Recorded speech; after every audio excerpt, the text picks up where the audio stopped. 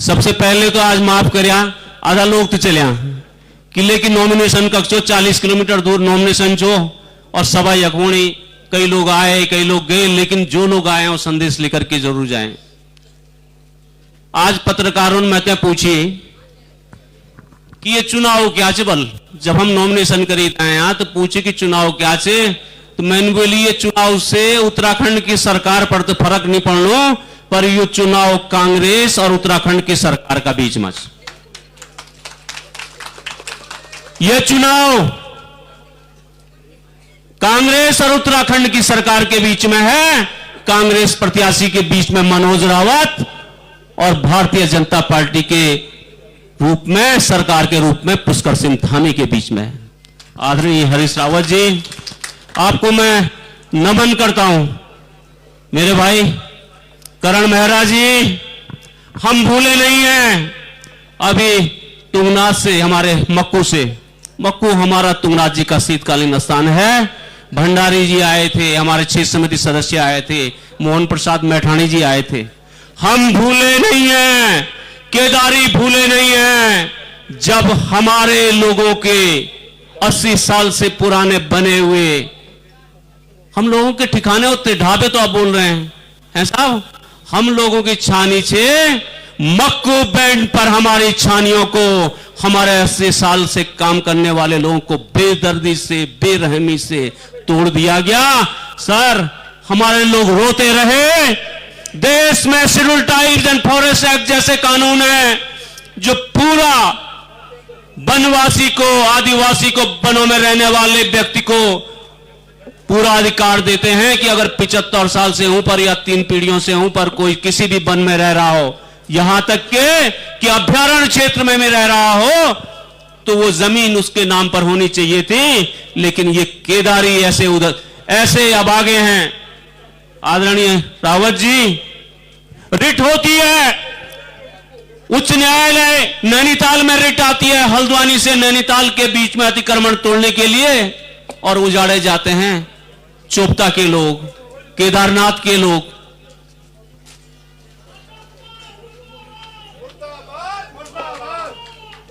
आदरणीय अध्यक्ष जी, हम इसलिए कह रहे हैं कि हमारी लड़ाई धामी जी से है। धामी जी से बड़ा नौटंकीबाज हमने नहीं देखा है।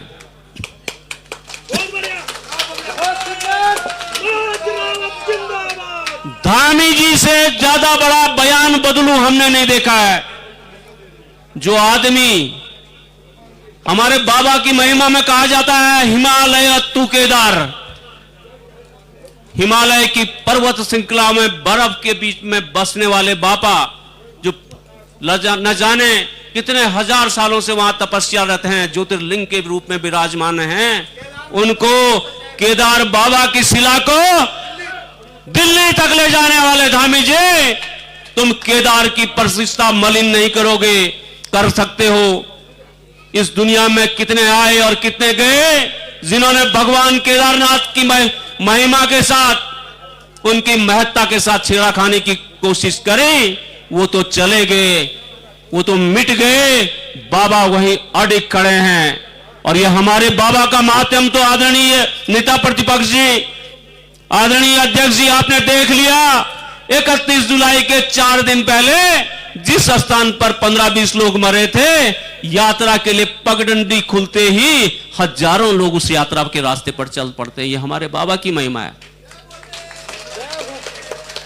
और जो जवाब माननीय मुख्यमंत्री जी, जो सफाई आप दे रहे हैं कि हमने कुछ नहीं किया, माननीय मुख्यमंत्री जी, आपके मुंह में वो शब्द जो आपने दिल्ली में, कौन सी जगह साहब, बौराड़ी, क्या बौराड़ी जो भी है, बताते हैं दिल्ली का स्लम एरिया है, हिमालय के बाबा को स्लम एरिया में बरसाने के लिए ले गए। आप कह रहे हैं कि शिला पत्थर थी। अरे शिला ही तो भगवान है, मानो तो भगवान नहीं तो पत्थर है। लेकिन आदरणीय धामी जी, ये याद रखना, ये केदार का पत्थर है, केदार और ढूंच जो आप सफाई देते फिर रहे हो कि कुछ नहीं गया। अरे केदार का पत्थर तो तीसरी पीढ़ी में भी वापस आता है, तीसरी पीढ़ी में भी पूजा लेकर के भगवान भैरवनाथ जी की पूजा के बाद चुपचाप से लू की दौड़ पड़ दे, लू की ते पूजा देवण पड़ दी, तब जोड़ पड़ दे सुटूंगा वापस। तो अन्ना तो केदारी तुम्हारे यात्रा, आदरणीय रावत साहब, यात्रा के पीछे प्रपंच ये था हमारे होटल एसोसिएशन के अगर कोई लोग आए हो, मैंने कहा क्या मांग है, बोला साहब किसी तरह से रजिस्ट्रेशन, होटल एसोसिएशन के अध्यक्ष हमारे डॉक्टर कैलाश पुष्पाण जी खड़े हैं यहां पर, आपकी एक ही मांग थी कि यात्रा रजिस्ट्रेशन बंद हो जाए। लेकिन यात्रा रजिस्ट्रेशन बंद क्यों करते? क्योंकि उसका ठेका गुजरात की एक चहेती कंपनी को दिया हुआ था। हर साल करोड़ों रुपया गुजरात की इस कंपनी को दिया जा रहा है और हमारे बेरोजगारों को भूखे मारा जा रहा है। तो आदरणीय अध्यक्ष जी, मैं आपको वादा करता हूं कि केदारनाथ के लोगों के हाथ पर निवाला गया था। यात्रा हम सबको पालती है, यात्रा केदारनाथ को ही नहीं पालती है।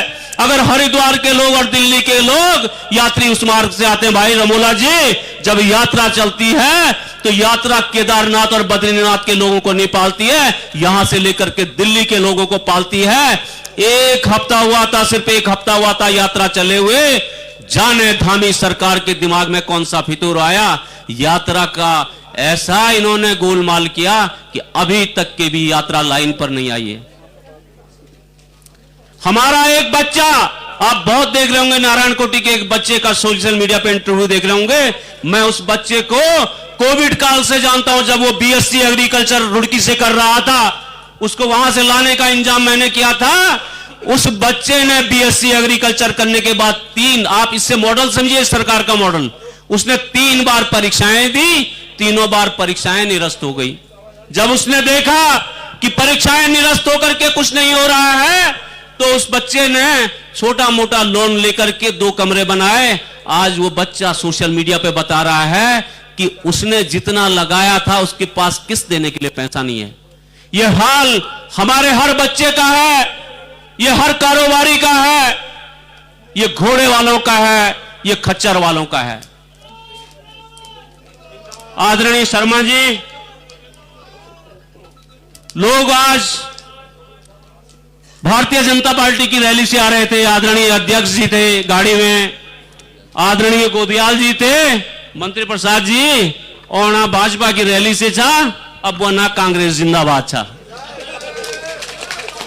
हर आने वाली गाड़ी के चेहरे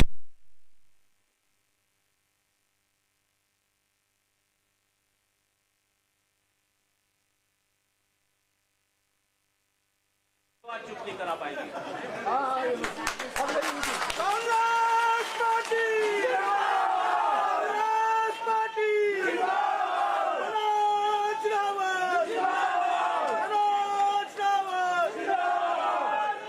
लोगों के हो जाएगा बहुत आवाज है। लोगों के चेहरे की चमक, लोगों के अभिवादन करने का तरीका ये बता रहा था कि मजबूरी में भले ही भारतीय जनता पार्टी की रैली में गए हो, लेकिन वोट तो पड़ेगा कांग्रेस पार्टी को।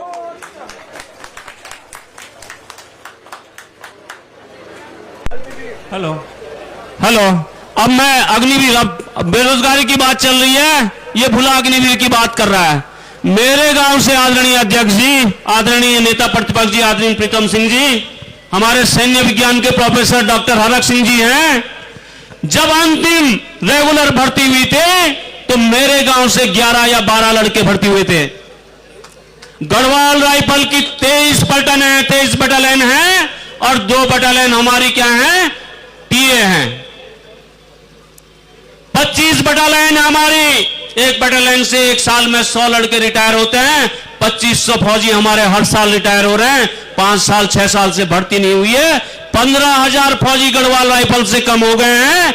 लेकिन आप लोगों में से कोई अंदाज लगा सकता है कि कितने लोग हमारे अग्निवीर में जनरल ड्यूटी में भर्ती हुए? कोई हाथ उठा सकता है जिनके गांव का कोई भर्ती हुआ है? यामू कोई चार्ज हुए हैं, वे का क्यों भर्ती नहीं हुए ना? आदरणीय रावत जी, आदरणीय हरक सिंह जी, मुझे ये बताते हुए शर्म आती है इस बीच सिर्फ 18 बच्चे गढ़वाल राइफल में जनरल ड्यूटी में भर्ती हुए हैं। 15,000 की नौकरी हमारी कम कर दी गई और भर्ती कितने करे गए हैं? 18 बच्चे करे गए हैं। नौकरियों का हाल अपन देख ले वाला। यात्रा की जो बात करने वाले मुख्यमंत्री ने 29 जुलाई के बाद आज तक के 10 बार अपने बयान बदल दिए हैं। अरे यात्रा खोलने का मॉडल देखना है तो आदरणीय हरीश रावत जी का मॉडल देखो।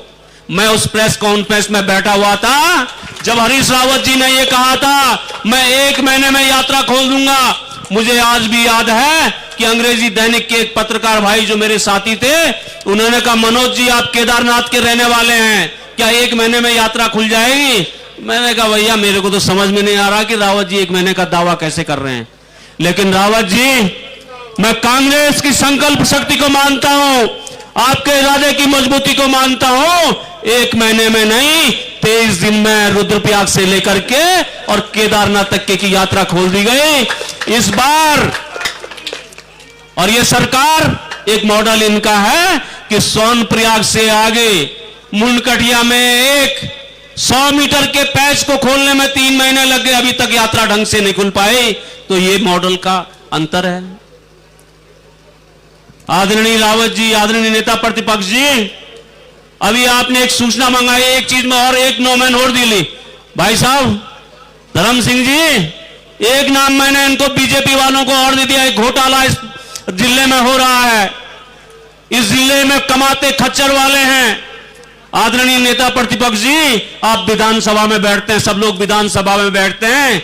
इस देश में टैक्स लेने की ताकत, टैक्स का निर्धारण की ताकत या तो पार्लियामेंट को है, या विधानसभाओं को है, या पंचायतों को है। रुद्रप्रयाग जिला एक ऐसा जिला है जहां खच्चर का टैक्स जिला प्रशासन ले रहा है और उससे सरकार चलाई जा रही है। भाई साहब, हमारे आदरणीय भाई साहब बुटोला जी यहां पर बैठे हैं, जिला पंचायत के सदस्य गणेश जी हैं, हमारे कंडारी साहब हैं, हमारे राणा जी हैं। आदरणीय रावत जी, 13 के बाद हमारे खच्चरों ने केदारनाथ में लगभग 150 करोड़ से अधिक कमा दिया। वो 150 करोड़ का हिसाब हम कुछ दिन बाद प्रेस कॉन्फ्रेंस में करने वाले हैं और सारा का सारा पैसा राज्य सरकार के पास, राज्य सरकार उसको खर्च कर रही है, जिला अधिकारियों के माध्यम से खर्च कर रही है। यह टैक्स का गजब का मॉडल मैंने देखा। ऐसे तो रावत साहब पुलिस के दरोगा बैरियर लगाने लगेंगे और बैरियर लगा करके जो पैसा कमाएंगे उसको एसपी खर्च करेगा। धर्म सिंह भाई, मैंने नया नाम इस सरकार को दिया है, खच्चर क्या कदा, खच्चर के नियम लीद। यह लीदखोर सरकार है। यह लीद से कमाने वाली सरकार है, लीदखोर सरकार है। इसको हमको जवाब देना बहुत जरूरी है। अब एक बात मैं और बता रहा हूं, ये कि बगल पर तंबू लगी जो, अभी कुछ दिन पहले मुख्यमंत्री का तंबू लगा था। जब जब चुनाव होते हैं लोकसभा से पहले, आदरणीय भाई साहब, आपके चुनाव से पहले 4-5 करोड़ खर्च करके यहां पर तंबू लगा था। जब कोई नहीं आया, बवाल नहीं हुआ, बहुत बड़ा बवाल हुआ।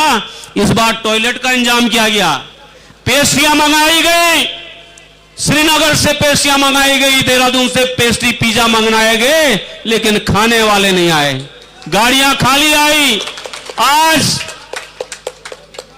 ऊपर गुप्त काजीमा भी मंच खाली, तो तेगमुर रैली से हमारी तो रैली इतने दूर हो गई, लोग इधर उधर चले गए, उनका मंच तो 100 मीटर पर था, आज सुनने वाले नहीं आए। और यहां जो परसों कुछ दिन पहले मंच लगा था, जो पिज्जा आया था, उसको यहां नीचे नदी के किनारे पलने वाले सुअरों ने भी नहीं खाया। ये हम पर एहसान कर रहे हैं ये लोग हम पर एहसान कर रहे हैं कि मुख्यमंत्री ने ये दिया। माननीय रावत साहब, ये वो अभागी विधानसभा तल्ला नागपुर के लोग आए हैं। आप जियो करके गए थे, तल्ला नागपुर के डिग्री कॉलेज का, आज तक के वो डिग्री कॉलेज नहीं खुला है। आदरणीय रावत जी, जिस पॉलिटेक्निक को आपने शुरू करा दिया था, 7 साल से वो खंडहर बन गया है। मुख्यमंत्री कहते हैं कि साहब मेरे पास फाइल आ गई, अब मैं उस पर निर्णय लूंगा। माननीय मुख्यमंत्री जी, आपको यही मालूम नहीं है कि वन भूमि की कौन सी पेचीदगी के कारण वो फाइल 4 साल से लटक रही है। एकमात्र संस्थान था, देखिए केदारनाथ विधानसभा ऐसी विधानसभा है जिसमें कोई प्रोफेशनल संस्थान नहीं है, बाकी प्रदेश की सारी विधानसभा में प्रोफेशनल संस्थान है, आप उसको भी नहीं बचा पाए। मुख्यमंत्री जी, आप आते तो केदारनाथ का चुनाव लड़ाने के लिए, ठीक है। मेरे गुप्त काशी भाई कहां हैं? वीरेंद्र असवाल जी कहां हैं? असवाल जी हैं इधर कहीं पे बैठे थे। असवाल जी, आपकी ग्राम सभा में नाला ने गढ़तरा के पास 250 नाली से अधिक जमीन नर्सिंग कॉलेज के लिए दी। नर्सिंग कॉलेज तो हमारे यहां आपने बनाया नहीं, नर्सिंग कॉलेज चलो बगल की विधानसभा में बना दिया। रावत साहब, जहां पर आप सैनिक स्कूल खोलने वाले थे उस जमीन पर वेटनरी कॉलेज खुलेगा, लेकिन केदारनाथ को क्या मिलेगा? ठन ठन गोपाल। कुछ मिला केदारनाथ को? कुछ मिला केदारनाथ को? घोषणाएं इतनी हवाई। अरे केदारियों को अनपढ़ समझने वाले मुख्यमंत्री जी, प्रदेश में सबसे अधिक साक्षरता का प्रतिशत अगर कहीं है तो केदारनाथ का है। हमको मत आप बेवकूफ बनाओ। हमारे योग्यों को मत द्विजज सिंह, उच्च न्यायालय नैनीताल में द्विजज क्यों भाई साहब? आपके 2 जूनियर आप उच्च न्यायालय नैनीताल में क्या हैं? सर्विंग जज हैं, आजकल एक्टिंग जज हैं। तो ऐसी जनता को आप बेवकूफ बनाओगे। सीएचसी कहते हैं एहसान करके कि गुप्त की मठ के लोगों, सेक्रेटरी आकर के यहां बयान देता है, स्वास्थ्य सचिव बयान देता है कि ऊकी मठ के लोगों आपके मानक तो पूरे नहीं हो रहे थे, हम सीएचसी बना देंगे, चोपता में भी सीएचसी बना देंगे। जब पता करा कि जियो कहां है तो जियो 0। रावत साहब, केदार भूमि में लूट का काम इन्होंने यहीं पर बंद नहीं किया है। बद्रीनाथ और केदारनाथ में हमारे कर्मचारी लोग, हमारे भाई लोग जो वर्षों से कच्चे हैं, संविदा पर हैं, उनको पक्का करने की तो कोई बात नहीं हो रही है। वो दिन रात यात्रियों की सेवा करके पैसा कमाते हैं। और ये उत्तराखंड की पहली सरकार है जिसने श्री बद्रीनाथ केदारनाथ मंदिर समिति से 15 करोड़ सरकार में लिया है। ये दान का पैसा चाटने वाले लोग। तो मैं आप सभी लोगों से, देखिए अभी आप हमारे बहुत बड़े लोग हैं, मैं एक ही बात बोल दूं, देखा सरकार पर कोई फर्क नहीं पड़ा। आप लोगों ने मुझे 17 में चुना, मैं भगवान केदारनाथ और भगवान भूतनाथ जी को, तुंगनाथ जी को साक्षी रख करके कह रहा हूं कि विधानसभा का एक मिनट का सदुपयोग मैंने केदारनाथ की आवाज उठाने के लिए और प्रदेश की आवाज उठाने के लिए किया। मैं उन सदस्यों में से था जिन्होंने जो 2-2 प्राइवेट मेंबर बिल लाए।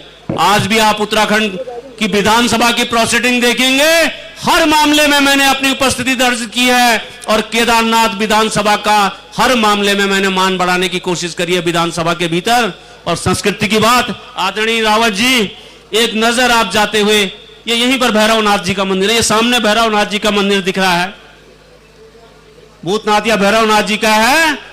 यहां पर जो पत्थर है आदरणीय रावत जी, केदारनाथ वाला, मुझे अपने जिंदगी में 2 ही संतोष हैं। एक बद्रीनाथ में बद्री वन लगाने का, मैंने यूथ कांग्रेस चमोली के अध्यक्ष रहते हुए श्री राजीव गांधी बद्री वन की शुरुआत बद्रीनाथ में की थी, जो आज मैं हरे भरे पेड़ बामणी गांव के पीछे से लेकर के माणा तक देखता हूं। मुझे एक संतोष तो सबसे बड़ा वो है। और दूसरा संतोष मेरी जिंदगी का, जो मैंने जोला बड़े से शुरुआत करके पत्थरों को, केदारनाथ में जो खलूट लगे हैं, जो जमीन पर खलूट लगे हैं, यही मेरी जिंदगी का क्या है, सबसे बड़ा संतोष है। आदरणीय रावत जी, एक नजर जरूर आप जाते हुए, यहीं पर ये सामने दिख रहा है, उन पत्थरों को जरूर देखिए। और मेरा मानना है केदारियों, पत्थर से बड़ा संसाधन इस दुनिया में, इस उत्तराखंड के लिए कोई नहीं है। सारा यूरोप पत्थर से बना हुआ है। अगर हम पत्थर का सदुपयोग करेंगे तो उत्तराखंड की आर्थिकी का सबसे बड़ा आधार पत्थर ही बनेगा। तो मैंने आप लोगों के आशीर्वाद से विधानसभा में भी कोशिश करी कि मैं आपकी आवाज दमदार ढंग से उठाऊं। मैंने कोशिश करी क्षेत्र में, ये अगस्त मुनि का मैदान, अगस्त मुनि का बच्चा जानता था कि इस कोने से लेकर के उस कोने तक के 12 फीट का अंतर था। मैंने क्यों कुंवर भाई, कैसा था ये मैदान, कोशिश करके कराना, अब स्टेडियम का रूप ले रहा है। ऐसे हमने दर्जन भर हमने अपनी विधानसभा में मैदान बनाए। मैं आपके आशीर्वाद, फौजी भाइयों, मैं आप लोगों के आशीर्वाद से मैं मेरे ख्याल से देश का इकलौता विधायक होऊंगा जिसने अपने विधानसभा के हर शहीद सैनिक का स्मारक राजस्थान की शहीद परंपरा के, राजस्थान की वीर शैली में बनाया। हमारे कुंवर भाई कितनी बड़ी मांग थी यहां अंबेडकर जी की मूर्ति लगाने की। ये मेरी बहन विजया उठो, सरकार लगाने नहीं दे रही थी। अंबेडकर जी की मूर्ति के लिए भाजपाइयों ने स्थान कौन सा चुना था? मैदान तौबा जो सुंगुर पल्ला है साहब, यही तो बोल रहे थे। मैंने ये बहन, ये शेरनी यहां पर खड़ी है, मैंने कहा बहन तैयार है। इसने प्रस्ताव पास किया और मैंने चुनाव के कुछ दिन पहले डीएम धमकी देता रहा कि मनोज रावत तुम्हें बंद करेंगे। मैंने कहा बंद कर देना। आज ब्लॉक में जाते हैं, जिस शैली में मैंने शहीदों की मूर्ति लगाई उस शैली में अंबेडकर की जी मूर्ति लगाई। अरे अंबेडकर कोई आतंकवादी नहीं थे जो लोग अंबेडकर की मूर्ति लगाने से डर रहे थे। हमारे संविधान के निर्माता और जिन लोगों को पढ़ने की ललक है, संविधान सभा में अंबेडकर जी द्वारा बोला एक एक शब्द अगर सुन लें, पढ़ लें तो आपको पता चल जाएगा कि इस सदी में जो सबसे पढ़ा लिखा व्यक्ति, सबसे विद्वान अगर व्यक्ति कोई हुआ तो डॉक्टर भीमराव अंबेडकर हुआ था। आदरणीय रावत जी देखा यांचो की बहुत लंबी बात हुई जोली ये ध्यान नहीं तथी हमारा यहाँ आज देर हमारी तरफ से हुए। सरकार ने पूरी कोशिश करी थी कि हमारी सभा न हो, गाड़ियां उकीमठ में ऐसे लगा दी थी कि हम वहां से बाहर चक्रव्यूह भेदन सलन से पर यूं की गाड़ी निकल हम तो मुश्किल हुई से, पर आप लोगों का आशीर्वाद तक हम यो पहुंचा। देखा ये एक ही वादा करूं मैं, एक तरफ हम तो धौरिया 5 साल में रही विधायक और 10 साल से रहे बहन जी, वो हमारा बहुत आदरणीय सिंह बहन जी। जरा तोते में पूछा बहन जी 10 साल में तुम उनके बोली बुन विधानसभा में और क्या कह रही ऐसा। और विधायक का काम देखिए, भू कानून की आप बात कर रहे हैं, लोग मुझे कहते हैं क्यों इतने बड़े लोगों से पंगा ले रहे हो, बच्चों युवाओं, ये जमीन के लिए जर जोरू और जमीन के लिए दुनिया की लड़ाइयां हुई हैं। पैरों के नीचे जमीन न रहेगी तो रहोगे कहां, खड़े कहां होगे। ये लड़ाई मैं लड़ते रहूंगा, मेरी लड़ाई आखिर तक के। और मैंने अब ये तय कर लिया मैं विधायक बनूं या ना बनूं, लेकिन इन भू माफियाओं को मैं छोड़ूंगा नहीं। देश प्रदेश के बाहर के भू माफिया मैंने नहीं छोड़ूंगा। बहुत अधिक हमारे आदरणीय नेतागण यहां पर जिनका विचार आप सुनना चाहेंगे वो भी आशीर्वाद के रूप में आपको कुछ कहेंगे। मैं आप सबको नमन करता हूं, वंदन करता हूं, लेकिन एक निवेदन को जवार तक हमारा लास्ट नेता लोग नहीं बोला तवार तक उठानी। जय हिंद, जय भारत, जय केदार।